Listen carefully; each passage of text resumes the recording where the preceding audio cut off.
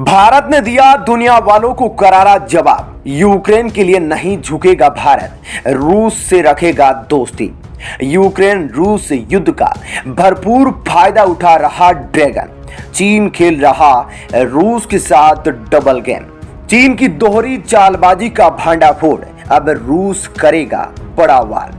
नमस्कार, स्वागत है आपका प्लेनेट 4 पर। दोस्तों, आपको बताएंगे कि आखिर कैसे भारत ने दुनिया वालों को यह कह दिया है कि रूस के साथ उसकी दोस्ती नहीं टूटेगी। तो वहीं एक बहुत ही बड़ी रिपोर्ट सामने आ रही है चीन को लेकर। चीन जो रूस का हमसफर बनने का दिखावा कर रहा है, उसकी हकीकत क्या है, आपको 5 ऐसे पॉइंट के बारे में बताऊंगा जो कि चीन को लेकर सामने आए हैं और चीन इस युद्ध का जबरदस्त फायदा ले रहा है। तो चलिए जानते हैं सबसे पहले भारत के उस स्टैंड के बारे में जिसने सब कुछ क्लियर कर दिया है और दुनिया वालों को बता दिया है कि भारत कभी पीछे नहीं हटेगा, भारत अपने रवैये पर अडिग रहेगा। दरअसल यूक्रेन और रूस के बीच चल रहे युद्ध में भारत पर कई तरह के सवाल उठ रहे हैं कि वह किस तरफ खड़ा है। हालांकि भारत के बड़े नेता कई बड़े मंचों पर अपना रुख साफ कर चुके हैं। वहीं भारत ने गुरुवार को दोहराया कि वह रूस के साथ अपने आर्थिक संबंधों को स्थिर रखने पर ध्यान दे रहा है। जी हां, बहुत बड़ी बात भारत की ओर से कह दी गई है, क्योंकि दुनिया आस लगाकर बैठी थी कि भारत रूस के साथ अपने संबंधों को तोड़ेगा, लेकिन ऐसा हुआ नहीं। मीडिया ने विदेश मंत्रालय के प्रवक्ता अरिंदम बागची से पूछा कि क्या भारत अधिक रूसी कच्चा तेल खरीद रहा है, तो उन्होंने जवाब दिया कि रूस पर भारत का रुख स्पष्ट रहा है। साथ ही कहा कि हम देख रहे हैं कि अपने आर्थिक संबंधों को कैसे स्थिर किया जाए जब ये इतना ज्यादा संकट चल रहा है। हम रूस से बहुत कम तेल खरीदते हैं, ये सरकार से सरकार के आधार पर नहीं किया जाता है। आगे बागची ने और भी कहा कि उन्हें इस बात की जानकारी नहीं है कि रूस से भारत की कच्चे तेल की खरीद बढ़ी है या नहीं। साथ ही उन्होंने कहा कि इस मामले पर भारत की अमेरिका के साथ बहुत अच्छी बातचीत हुई है।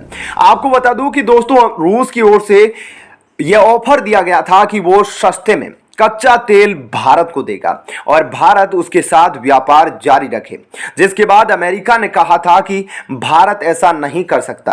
तो भारत ने भी इस पर अमेरिका को जयशंकर के द्वारा दो टूक जवाब दिया गया था। दरअसल विदेश मंत्री जयशंकर ने अमेरिकी विदेश मंत्री के साथ साझा प्रेस कॉन्फ्रेंस के दौरान मीडिया को जवाब दिया था कि अगर आप रूस से ईंधन खरीदने को लेकर भारत पर सवाल खड़े कर रहे हैं तो मैं आपसे यूरोप पर फोकस करने के लिए कहूंगा।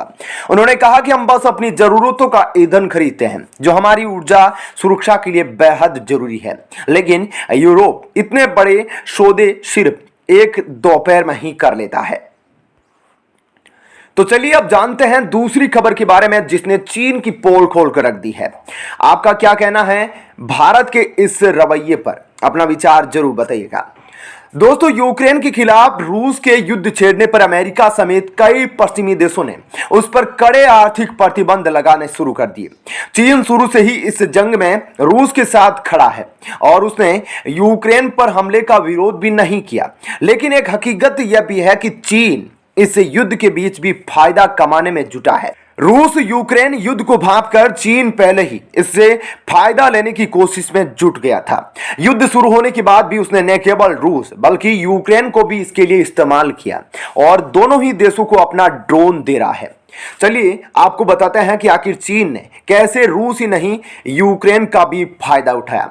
वह कैसे रूस और यूक्रेन के साथ डबल गेम खेल रहा है, कैसे रूस से साझेदारी से चीन को ज्यादा फायदा हो रहा है। यूक्रेन और रूस दोनों को चीन ने दिए अपने ड्रोन।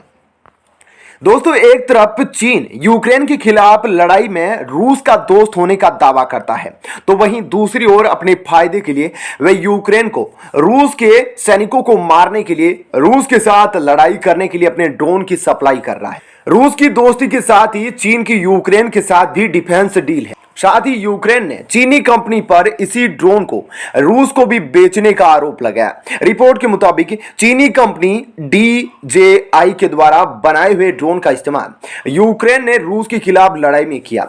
यूक्रेन के उप प्रधानमंत्री माइखाइलो फेडेरोव के अनुसार यूक्रेन ने चीनी कंपनी DJI से 2372 क्वाडकॉप्टर और 11 military unmanned aerial vehicle drone करीब 513 अरब रुपए में खरीदे थे। चीन की डीजीआई ने इस ड्रोन के यूक्रेन युद्ध में इस्तेमाल से इनकार करते हुए कहा कि उसके ड्रोन सेना में इस्तेमाल के लिए नहीं बनाए जाते हैं और वह केवल सिविलियंस ड्रोन बनाता है। वहीं यही ड्रोन रूस भी इस्तेमाल करता है। यूक्रेन ने चीन से तुरंत ही रूस के इस ड्रोन के इस्तेमाल पर बैन लगाने की मांग की। पॉइंट नंबर 2, युद्ध से पहले ही रूस से कर लिया था गेहूं, गैस, कोयला खरीदने का करार। दोस्तों, चीन ने 24 फरवरी को यूक्रेन युद्ध शुरू होने से पहले ही इसे भांप लिया था। इसलिए फरवरी की शुरुआत में ही रूस के साथ गेहूं के आयात पर लगे प्रतिबंधों को हटा दिया और रूस के साथ गेहूं खरीदने का डील कर लिया और गैस और कोयले को लेकर भी करार कर लिया। इस साल फरवरी की शुरुआत में दोस्तों रूस का राष्ट्रपति व्लादिमीर पुतिन चीन यात्रा पर आए थे, जहां पर ये सारे करार किए गए। ऐसे में जब वैश्विक अनाज की कीमतें दोस्तों पिछले 10 सालों के उच्चतम स्तर पर है, तो चीन रूस के साथ कम कीमत पर अनाज सप्लाई सुरक्षित बनाने में कामयाब रहा है। पहले चीन ने रूस से आने वाले गेहूं में फंगस की मौजूदगी बताते हुए उस पर प्रतिबंध लगा दिया था। चीन ने 2021 में दोस्तों महज रूस के साथ 12,227 मैट्रिक टन गेहूं आयात किया था, जो रूस के द्वारा दुनिया भर में 2.6 मैट्रिक टन किए गए गेहूं के निर्यात का कुछ ही हिस्सा था। वहीं दोस्तों चीन ने रूस के साथ एनर्जी सेक्टर में भी बड़ा डील किया और 10 अरब क्यूबिक मीटर गैस खरीदने को भी करार कर लिया। इसके साथ ही दोस्तों चीन ने यूक्रेन युद्ध से कुछ हफ्ते पहले रूस से कोयला खरीदने के लिए भी 20 अरब डॉलर यानी कि करीब 15,200 करोड़ रुपए का करार किया था। पॉइंट नंबर 3, रूसी करेंसी रूबल की वैल्यू चीन के युआन की तुलना में गिराने की चाल। दोस्तों रूस यूक्रेन युद्ध संकट के दौरान चीन की सबसे बड़ी चाल रूसी मुद्रा रूबल की कीमत अपनी करेंसी युआन की तुलना में तेजी से कम करने की रही। चीन ने इसके लिए फॉरेन एक्सचेंज रेट कंट्रोल में ढील दी, जिससे रूस के रूबल की कीमत चीन के युआन की तुलना में तेजी से गिरी। चीन के इस कदम से उसका रूस से होने वाला आयात सस्ता हो गया। यूक्रेन पर हमले के बाद पश्चिमी देशों द्वारा जब इंटरनेशनल पेमेंट सिस्टम स्विफ्ट से कई रूसी बैंकों को बाहर करने के बाद उसकी करेंसी रूबल की कीमत में 40% तक गिरावट आ गई थी। पिछले साल अक्टूबर में एक युआन की कीमत दोस्तों 10.89 रूसी रूबल थी, जो 24 फरवरी को युद्ध शुरू होने पर 13.43 रूसी रूबल थी।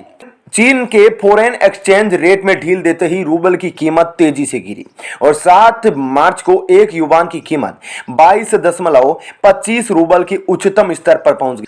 पॉइंट नंबर 4, चीन दे रहा अपने पेमेंट सिस्टम CUP को बढ़ावा।